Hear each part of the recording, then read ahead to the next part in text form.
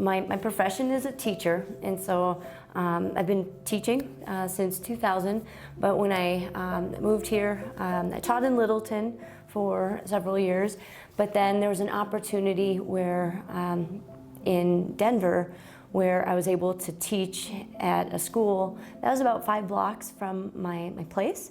And so I applied for the job, and one of the big things that I discovered was teaching in Denver was one of the most challenging and difficult times of my teaching career.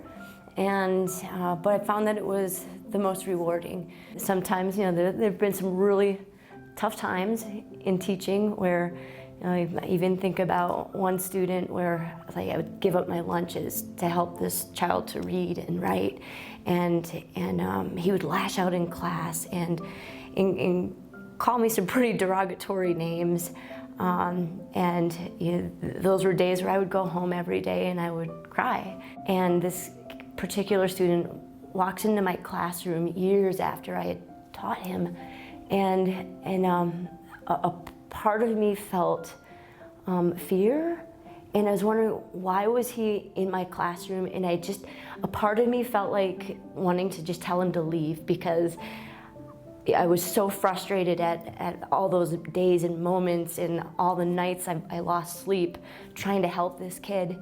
And instead I stopped myself, and I said to him when he walked through the door, I love it when my favorite students come back. And we had a conversation, and I asked him, like, oh, are you going to go see that teacher and this teacher? And he's like, no, I just wanted to come and see you because you were the only one that cared.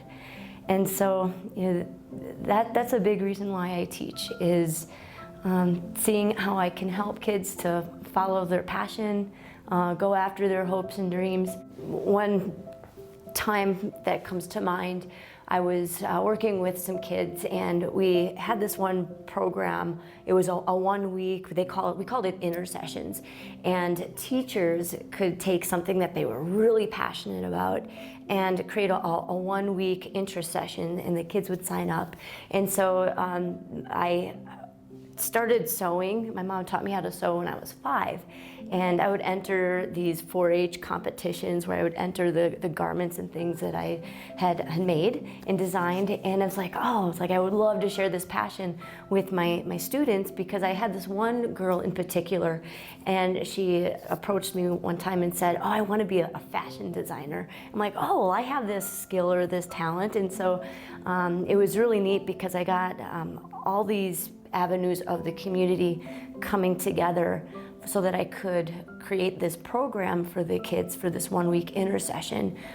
Community members donated sewing machines. I had some of the fabric stores donating the materials.